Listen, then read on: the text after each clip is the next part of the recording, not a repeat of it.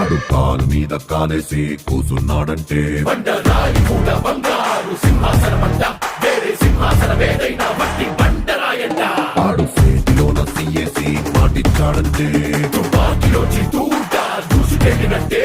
ఆ తూటలాగే మాట కూడా ఎనక్కి రానట్టే వాడు నీకు గొప్పేం కాదు, వీడు నీకు ఎక్కువ కాదు, నీకు నువ్వే బాసులా ఉండు.